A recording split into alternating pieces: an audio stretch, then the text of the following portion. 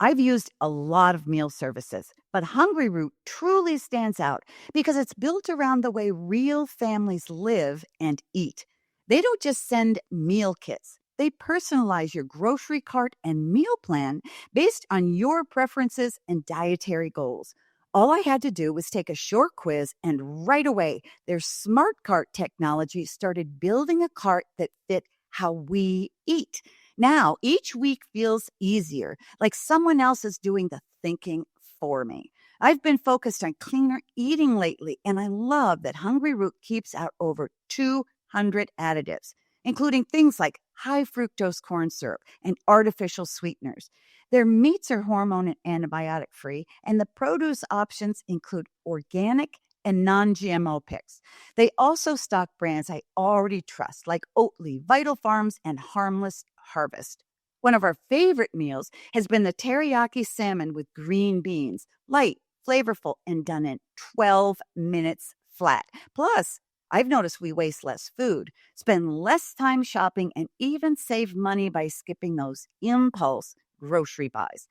Take advantage of this exclusive offer. For a limited time, get 40% off your first box, plus get a free item in every box for life. Go to hungryroot.com/Dr. Meg and use code Dr. Meg. That's hungryroot.com/Dr. Meg. Code Dr. Meg to get 40% off your first box and a free item of your choice for life. hungryroot.com/Dr. Meg. Code Dr. Meg. On today's episode of Parenting Great Kids. Many of us work a double shift. We go to work, we get paid for the work that we do in the office or in our remote jobs, and then we are expected still to be the ones who carry everything at home. And so that shift, even though we want it to happen right now, has not happened in our households where we have more equity with our partners, especially in heterosexual relationships. Welcome to Parenting Great Kids. Here's your host, Dr. Meg Meeker. Hello, all you moms out there. Are you an overachiever? My guest today is Dr. Whitney Casares, a board-certified pediatrician, author, and founder of Modern Mommy Doc. We'll be diving into her book, Doing It All, Stop Overfunctioning and Become the Mom and Person You're Meant to Be, and discussing how to break free from the pressure of doing it all while finding balance and fulfillment. Dr. Casares, thanks so much for joining me today. Absolutely. It's my pleasure. This is a book that I think 99% of mothers out there can relate to. Whether you've got an infant or 3 kids that are in middle school, or whether you've got high schools, whether you work from home or you don't work outside the home, or, I think all mothers feel like I'm just not getting enough done. And we go to bed at the end of the day with this sort of list in our heads of things that we did do, but a whole lot of things that we didn't do. And in your book, Doing It All, you talk about how many moms, yourself included, feel the pressure to just overfunction. We take on too much. Why do we feel this way? Yeah. You're right. I think that this is how most moms feel. We just had the new U.S. Surgeon General report that showed that almost half of parents feel like they are burning the candle at both ends so much that they feel like they can't function at all, which is terrible. We know the effects of that on kids, on their health. And so I applaud you for having me on to talk about this important issue, because it really is a mental health crisis for parents and for their kids. The reason parents feel this way, and moms especially, is multifactorial. So number one, it's because we are the ones that carry the mental load in our families. Society is not set up to support us. We know that for a long time, it's been women just in the household being kind of the default at home, but now we have women in the workforce as well. And so many of us work a double shift. We go to work, we get paid for the work that we do in the office or at our remote jobs, and then we are expected still to be the ones who carry everything at home. And so that shift, even though we want it to happen right now, has not happened in our households where we have more equity with our partners, especially in heterosexual relationships. And that's true even in my house, even though we talk about it and we work on it all the time. The second is the fact that we are conditioned as women and have been for a long time to be pleasers, to put others' needs before our own. And so we keep on doing and doing and doing in order to find more value and in order to feel like we have more worth. And the more, unfortunately, technology that we have, the more kind of hacks that we have, it almost feels like it's easier to add more and more to our list, which makes us even more stressed. And then, of course, we have the mental health crisis that is happening just in general. So many of us are anxious. So many of us are feeling sad, feeling depressed. And a lot of times we cope with those feelings in ways that are unproductive. We know the Taylor Swift song, like, I'm so productive. I cry a lot, but I'm so productive. We use being productive. We use doing more and more and more, keeping ourselves busy as a way to avoid those deeper emotions that we face. So a lot of different things at play. And in my book, I'm really trying to address, while we work on all the systemic change, on policy change to make things more equitable in the household and at work, what are the things that we can do in our own personal lives? Because I don't know about you, but I am not willing to wait until the world changes for me to have a life that I can feel happy in and present in. And honestly and truly, the bottom line is you can only change yourself and work on yourself. And, government doing this or having this program or having that program fundamentally doesn't change what you do or your spouse does. That's a very, very personal issue. It seems to me that in addition to, moms burning the candle at both ends, working outside the home and then carrying the lion's share of the work in the home, there are a lot of things, a lot of pressure that mothers put on themselves that don't necessarily need to be there. For instance, overscheduling of our kids, being over-involved in our kids' thing, worrying about our kids. I see this in my daughters as parents when I didn't really feel like this as a mother. But it seems to me that mothers feel they need to do, not just to make themselves feel better, but it seems to me they feel a pressure to do things because that's what their friends are doing. Mm-hmm. Absolutely. I think there's a couple of reasons for that. Number one, in America, we are all about keeping up with the Joneses. And so we all want to kind of be at the same level as everybody else. And our kids' extracurricular activities and their performance in school or their performance on the field, sometimes we use that as a measure of our own value, which is unfortunate. I also think the rise of social media and kind of Instagram, Pinterest, where we're able to make things look like they're perfect, that also drives this feeling of I need to do more. And then the lack of community that we all have. So we used to all derive a lot of value, a lot of satisfaction from the relationships that we had in our spheres. So it would be in our neighborhood. It would be potentially in our religious communities. And we know that people are more disconnected than they've ever been. And so they're finding ways to be connected to other people. And it's pretty easy to overdo it in those areas in order to feel like we're connected enough or like we're doing enough to fill that void. Yeah. We hear a lot about social media and its effects on kids. But we really don't hear a lot about the effect of social media on mothers. Can you talk a little bit about that? And because that's a fairly new phenomenon in the past 15 years, I'd say, where mothers are shifting their thoughts about life and their thoughts about themselves because of social media. Can you dive into that a little more specifically? Absolutely. And I want to say, I think social media can be a force for good. I think that there are a lot of people that are on there that are trying their best to be helpful. And I use social media all the time to reach moms and to tell them messages that I think are going to be helpful and supportive. And it's a great place to show empathy for other moms and to feel a little bit of a sense of community. So it can be good from that perspective. But I think the other thing that happens on social media is twofold. Number one, we see these perfectly curated images of filtered images of what people look like, what their homes look like, how their kids are behaving. It used to be that the grid on Instagram in particular was like, you wanted it to be that everything had exactly the same filter. So that all looked like very homogeneous and aesthetic. Thankfully, that's shifting a little bit, but that still, I think, is in our minds of that is the goal, is for everything to be perfect. It just reiterates this desire for us to keep up with everybody else and this feeling of we're less than because our lives don't look like that. Our kids can't pose beautifully for a picture. Our kids aren't well behaved. Kind of that influencer model of people being on there and showing these picture perfect families. So that's number one.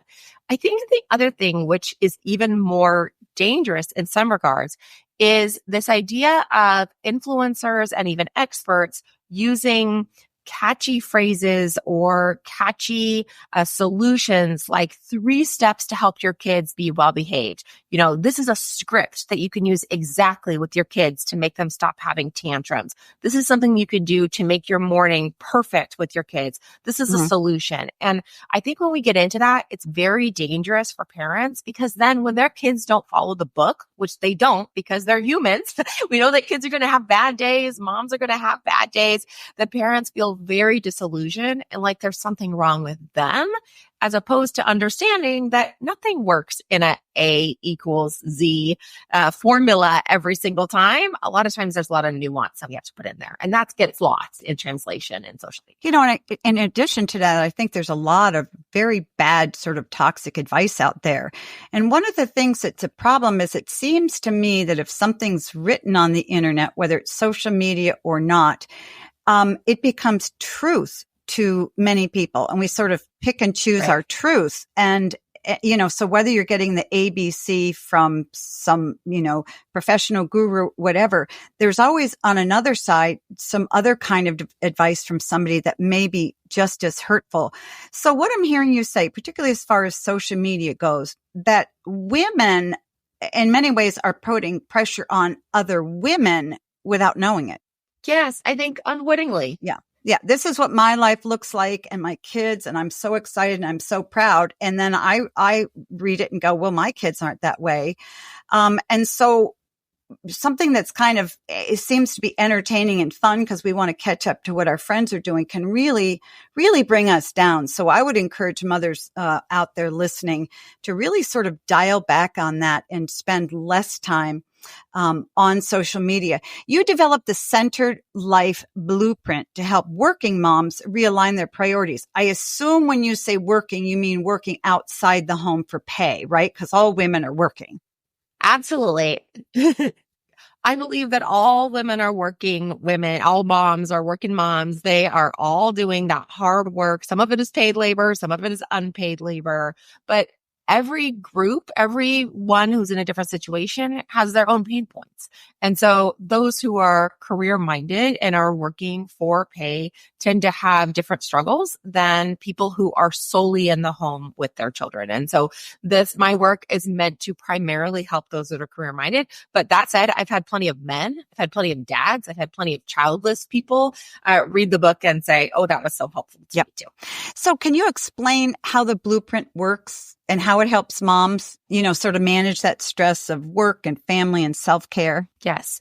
So first and foremost, it asks moms and invites moms to re-examine what are their values, what are the things that they care the most about in life, and what are the things that they can contribute to the world as a key differentiator for themselves? What are the things that only they can bring to the table that light them up, that bring them joy, that bring them contentment, that make them feel fulfilled at the end of the day? And to combine those things into what I call the center points. And I have people define 5, and I show them exactly how to do that. 5 is not a magic number. I picked 5 because it's easy to remember. 10 is too many. You can't remember 10 and write a list down. I wanted to be that you can count them on your hand. So 5 things that at the end of the day, you can say, this is where I want to put my time, my energy, my attention. These are things that I want to say yes to every single day. Couple examples for me is connection with my kids and the health and well-being of my kids. And I do not mean that I'm taking my kids to 80 million activities. I mean, what are the things that are going to make it so that we build core memories or that they grow and that they thrive as individuals over time? Those things I want to say yes to. For example, I just flew back from a work conference last minute to be able to be there for my child going to outdoor sleepaway camp for 5 days. My oldest child is autistic. I knew this was a huge deal for her and that she needed me to be there because this was a growth moment for her. There are plenty of times, however, that she needs to get to school and that I am not the person that's in charge of that because that is not a core moment. That is not something that's really special for us or for her. I don't need to be involved in that. One of the other center points that I have in my life is speaking and writing to women. So whenever there is a request on my time to do that, and it feels like it's going to be impactful, it's going to be actually meaningful for people, it's almost always a yes. So we all have yeses that we want to say yes to in our lives. And then there's also a bunch of things that we have to get done, but that shouldn't define us, but that tend to in our lives, unfortunately, if we're not careful. So believe it or not, you can probably relate to this. I can relate to this. Laundry is something that takes way too much time in our lives that makes it feel like we're drowning and like we're unsuccessful, which is crazy. The dishes can feel like that. All of those extracurricular activities can do that.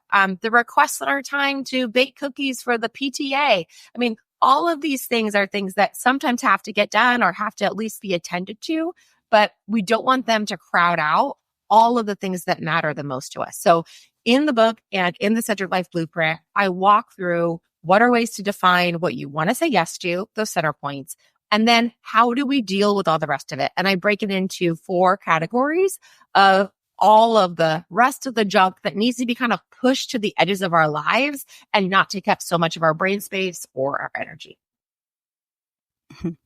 Well, even though you can put those 5 things down that are most important to you, there still is life to live around it. You have the laundry, you have kids crying, you have sick children. So we're still jamming a lot into our days though, correct? So that's why I really want people to have strategies to be able to deal with those things. And I divide it into 4 categories. So number 1 is the non-negotiables. These are the things that you are responsible for and only you. And some of the strategies that I teach moms to do in the blueprint is to use selective mediocrity to decide this is something that doesn't need my full effort at all. I'm going to kind of half do it, half give my effort to it. This is something that I need to do in a streamlined way or build more efficiency around it. For example, in my life as a physician, I need to build more streamlined efficiency around my notes. And so I use a lot of AI work to create dot phrases and to make things a lot faster in terms of making it so I can get that done, but it doesn't take too much time. Then there are things that I call the swappables that need to be given to somebody else in your house. So you don't need to be the one that does it. So that could be chores that your kids could be doing. That could be giving some of the load to other people in your parenting village. So a neighbor who could maybe help with pickup or that you could swap with. They're going to do some grocery shopping for you and you're going to be picking up kids. And then there are the contaminators. These are all the things in our lives that kind of add fluff, but don't do anything for us. So in that section of the blueprint, I talk a lot about how do I take away clutter in my house so that there's less to pick up? How do I take away clutter in my schedule so that there are fewer things that I need to take my kids to? And then finally, there are the heartstrings, which are all the things that we need to do, but they can suck up our energy. We can feel really guilty about them. One example that I use in the book is my dad, who has Parkinson's.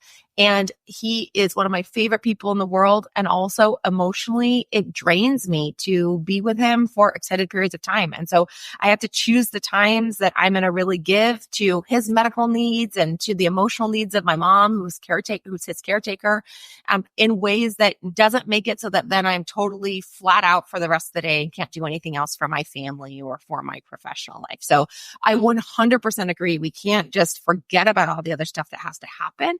I think it's about building strategies. The problem is a lot of the people that are out there that are giving advice to moms about how do I get all this stuff done? How do I make it so that I can cross more stuff off my list?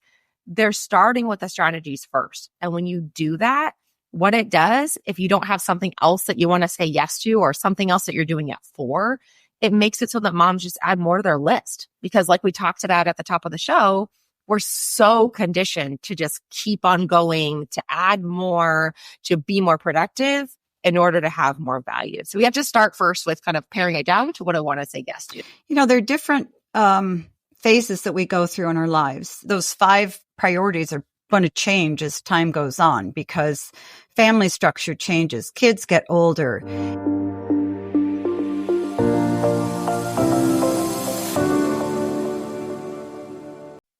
Some days, parenting feels like chasing moments that never quite land. You ask a question, they shrug. You try again, they look at their screen. And you wonder, why is this so hard? That's why I love FamGabs. It's a 70-card deck created by a child therapist who spent 16 years working directly with families, helping parents and kids break through the awkward one-word answers and really connect. The questions are open-ended, thoughtfully chosen, and designed to get your child talking and keep the conversation going. There are even bonus cards just for parents to help you build your confidence in your connection toolbox. If you've ever wished for a better way to understand your child or just to have more meaningful conversations as a family, FamGabs is such a gift. Search FamGabs on Amazon and use promo code Dr. Meg Pod during checkout to get 10% off your order. That's FAMGABS on Amazon. Use promo code Dr. Meg Pod and get 10% off your order. You know that moment when your child lights up because something finally clicks?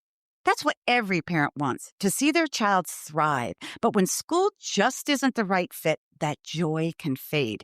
That's why I want to tell you about K-12 powered schools.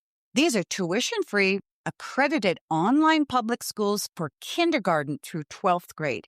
They're designed to meet your child where they are, so they can learn at their own pace, in their own space, and a curriculum that fits their unique learning style. And here's what sets it apart. This isn't homeschooling. You're not the teacher. K-12's state-certified online educators are trained to make lessons interactive and engaging using innovative technology. And your child still gets social experiences, clubs, extracurriculars, even in-person events. K-12 has helped over 3 million families give their kids the tools to thrive, and they've been doing it for more than 25 years. It could be exactly what your child needs. Visit k12.com/Dr. Meg to find a tuition-free K-12 powered school near you and enroll today. That's k12./DRMEG, all caps.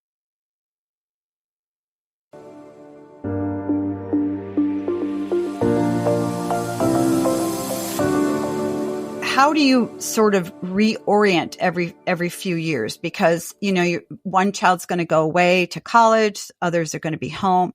So do you help parents or mothers sort of flex with that? What advice do you give for mothers whose the construction of the home ecosystem, if you will, is changing?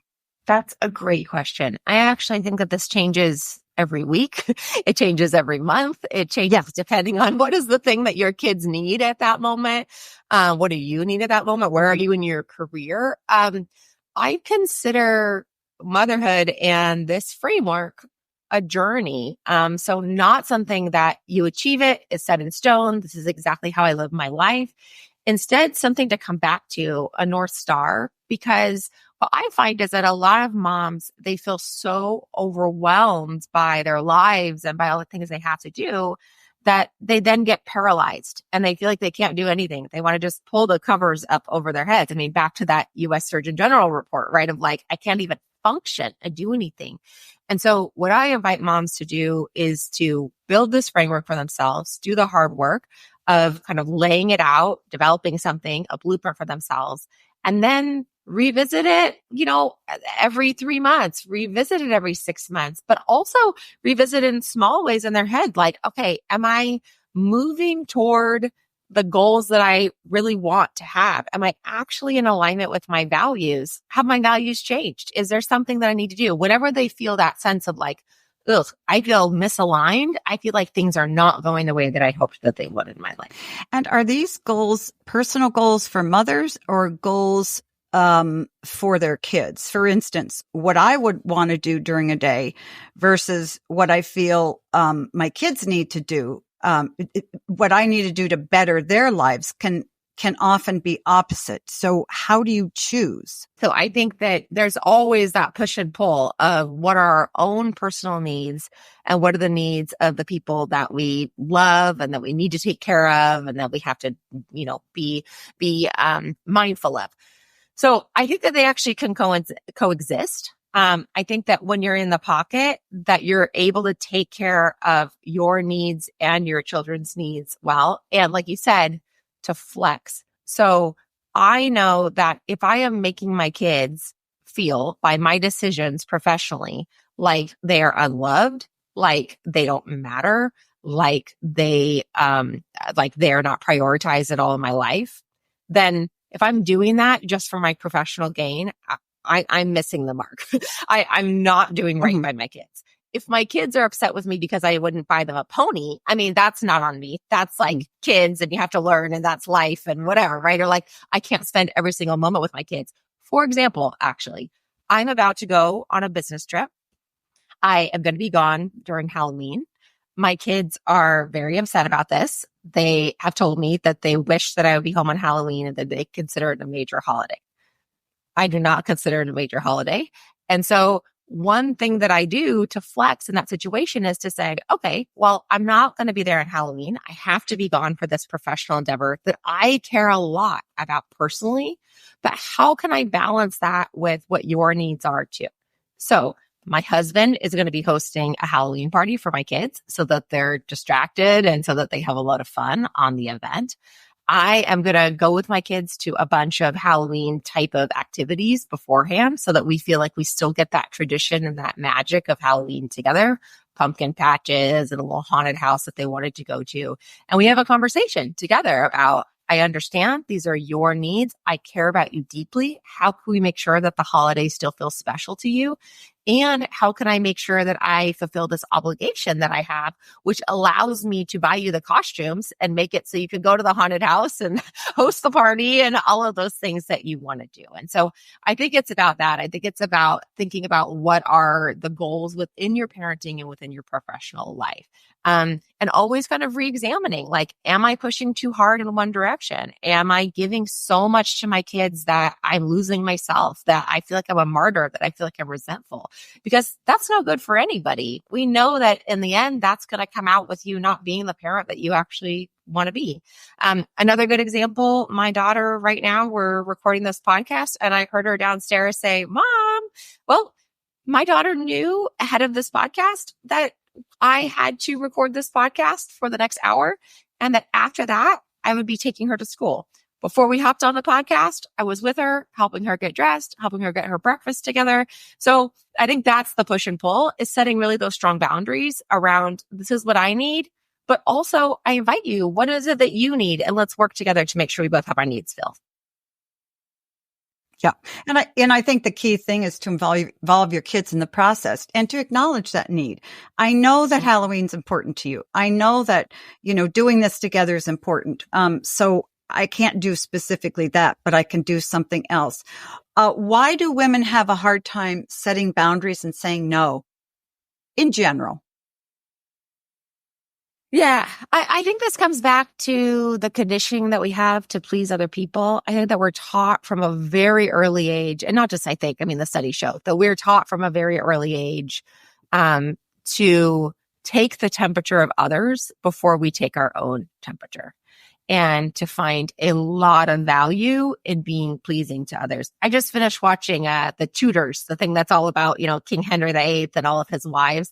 And my goodness, when you look back at what women were doing in the 1500s to try to win the favor of men and make sure that they were okay and taken care of, it makes a ton of sense that we're conditioned this way. I mean, that's how women survived for a long period of time when they couldn't provide for themselves. That's why it's amazing that we have women in the workforce who can make their own money and be independent and not have to be dependent on men. But I think that it comes a lot out of that. There's a lot of relearning that we have to do as women and as people. There's also that kind of good girl mentality that we grow up with of I want to be the good girl. I want to make sure that I'm not disappointing anybody. So I think a lot of it comes from that we didn't have the modeling that we really needed, most of us, as we were growing up. The good news is it's a journey, but there are ways to flex that muscle, to exercise that muscle of not ignoring other people's needs, but making sure that we're not putting other people's needs above our own every single day, that we're still the main character in the movie of our lives. Well, and it's hard because the truth of the matter is, you and I know as pediatricians that kids need a lot emotionally, physically. They need to feel connected. They need attachment. They need us to be there for them. And it's hard. I mean, it's really kind of hard to balance, because if you're not recognizing what your kids really need and when they really need you, you can do a lot of harm to your kids. On the other side, if you feel they need too much, then you're overdoing it. So it really is hard, to kind of find that balance. Are there times when, well, I've seen it and I'm sure you've seen it too. Talk about women who sort of overdo it, who really, the ones who are working 60, 70 hours a week, and they're just driven by their work and their careers, and their kids are sort of going by the by. How do women recognize tipping the balance and spending too much time focusing on what we want and are driven to do, and not enough time the other way? Because we teach women and mothers, okay, you're spending too much time with your kids. You're not taking care of yourself. You're putting everybody in front of you. But then there are those who go the other way. So how do you identify if you're in the latter category? Yeah. Okay. This is going to sound like a woo-woo answer. And you and I, as scientists and doctors, aren't going to feel good about the woo-woo, but this is from psychologists. So it's not just, it's going to feel woo-woo, but it's not woo-woo. This is the number one way, is to start to become more aware of how you're feeling. So if you are feeling constantly like, I'm in the shower, it's a quiet place, and I'm feeling like, ooh, I feel guilty, like, all the time. I'm never with my kids. Oh my gosh. Like, I feel kind of bad. I think that is the biggest thing, is to build more awareness about how am I spending my time? Where am I putting my energy? How am I feeling? How's everybody feeling around me? How, what are the needs that I am not filling for other people? I agree with you. I think there are plenty of moms who are out there like so career driven that their kids do fall by the wayside, that their needs are not taken care of fully. I think most moms are doing both things simultaneously and feeling like they're not doing it well, but there definitely are those moms who are pushing too hard in one direction or the other. And I think the big question to ask yourself in those moments is like, why? Why do I need to be so driven from a career perspective? What's it going to get me?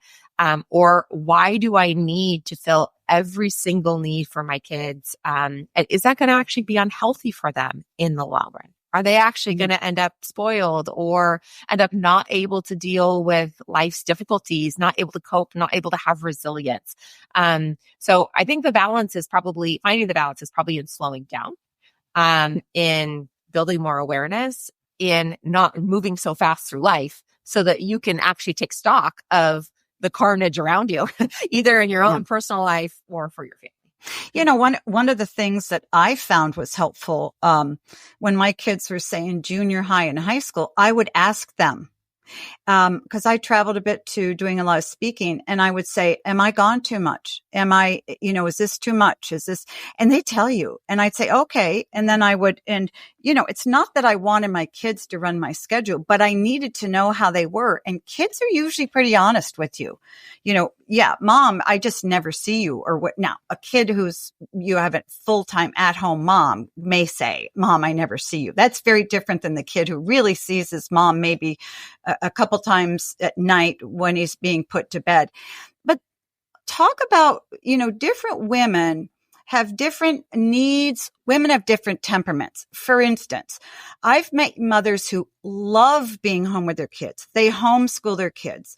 And then there are other mothers who'd be terrible homeschooling moms. They need to be out and do their own thing. And they know they're much better mothers if they spend some time away from them doing something that's very fulfilling for them. And so how would you advise a mother who says, now, I really want to work part-time, but my best friends all stay home. I should do that. Or the at-home mom that says, you know what, I really need to get out of here a little bit. But I don't want to be like my friends who are working full time. How do you help mothers find their sweet spot? Or can they? I absolutely think you can find your sweet spot. I think this comes back to being able to be quiet with yourself and figure out what do you want and asking yourself, why do I care? Which we all do this, but like, why do I care so much more about what other people are doing than what's going to make me happy and fulfilled at the end of my life? When I hit 85 years old, 90, 100 years old, God willing, I only have me. My kids will be, they'll be doing their own thing. I'm sure my husband will be dead by then. So just speaking, like it's going to be only me at the end of my life. Statistically, yeah. And so I only have me to answer to. And so how am I going to feel? And then I think, the other thing is what you said about how you're a much better mom when you are happy and fulfilled. So I am a much better mom to my kids when I have had my time to go write my books, which is the thing I love to do the most, is just to write essays. I am a much better mom to my kids when I have done some movement in the day. I am a much better mom to my kids when I have spent a date night with my husband every once in a while. Not every night, but like every once in a while. So I think that is that awareness is like building in. When do I feel like I am in a flow state? When do I feel like, okay, things are in a good rhythm. Things are relatively balanced. And if you haven't felt that way in a long time or ever, it's about giving yourself permission to do that for a day, for an hour, for 15 minutes. A lot of times I'll get feedback. I'm sure you've heard this in your pediatrics practice from other moms that are like, well, I know that's nice what you say about spending 5 minutes alone in your car, like listening to your favorite Beyonce song before you go into the house so that way you feel like you're in a good spot when you go home. That's like a piece of advice that I give mom. Like if you can't spend a bunch of time by yourself and taking care of yourself, amazing. Just spend 5 minutes, park your car around the corner, listen to your favorite song or NPR episode or whatever it is you want to do, and then go into the house. So you feel like your cup is a little more full. And people will say, I can't do that. Moms are like, I can't do that. I don't have time. I'm like, well, that is the problem. That right there is the problem. I think that means like we're not valuing ourselves, that we don't deserve 5 minutes to ourselves. We are human beings. You and I know that our nervous systems, when we are running in that fight or flight, when we are constantly going, we are constantly doing, we are constantly feeling like, oh, I'm not getting enough done, we go into reaction mode.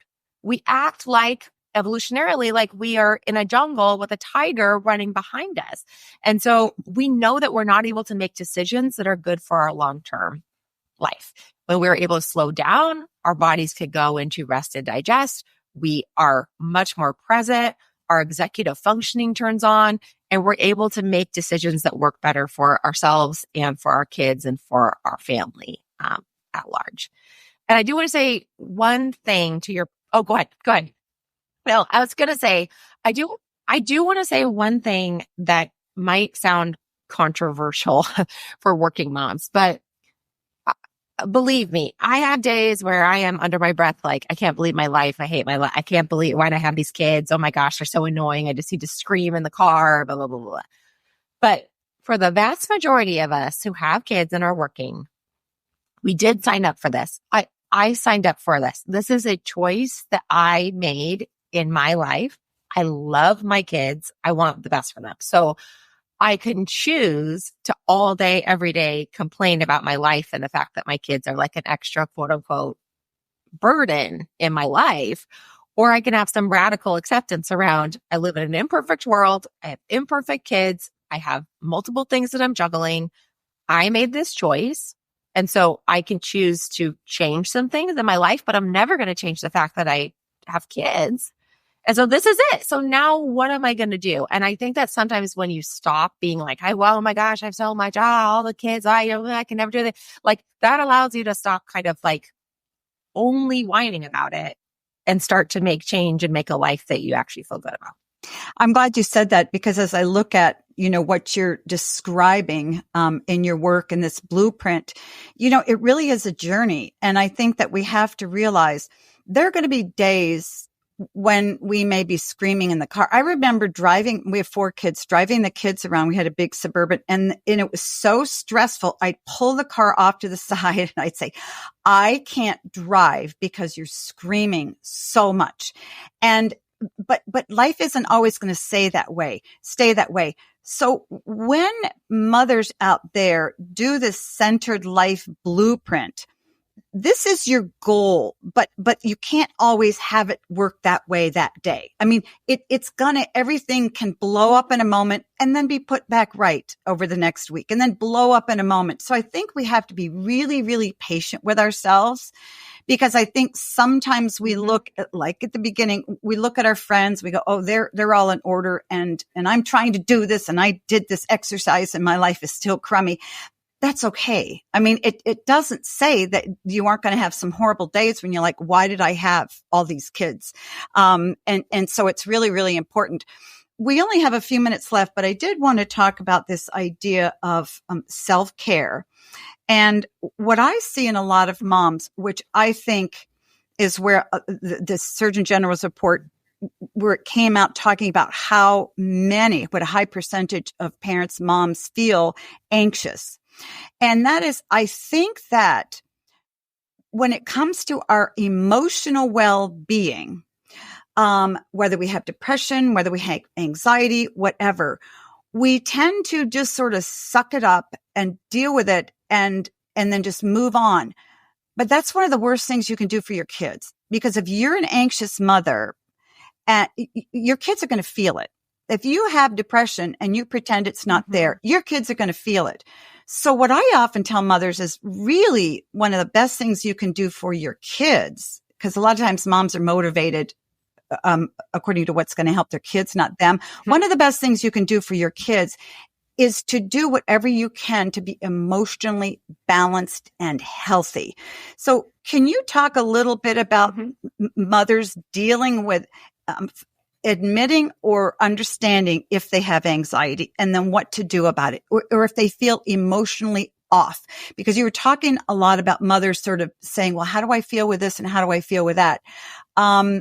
It's hard to look at your feelings, but if you could just give moms a few tips about how they can identify if emotionally they're off and what to do about it. And how do they give themselves permission to do something about it?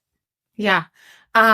Well, first and foremost, I agree that if you are a mom listening to this, we're not trying to put extra pressure on you, but it is true that your mental health and the state that you're in affects your kids greatly. It's one of the biggest indicators of how they're going to do. So, the more that you can work on yourself, it's not selfish. It's helping them. It's helping your kids over time. So 100%. Yes.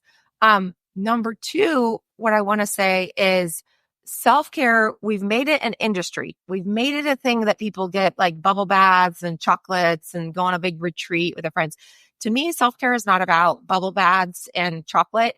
It's about, how do I create a life that I don't want to escape from every single day? So I am with you. I have last week was in the car with my kids, pulled over and said, you're screaming so much that I can't drive. I mean, this happens to me all the time.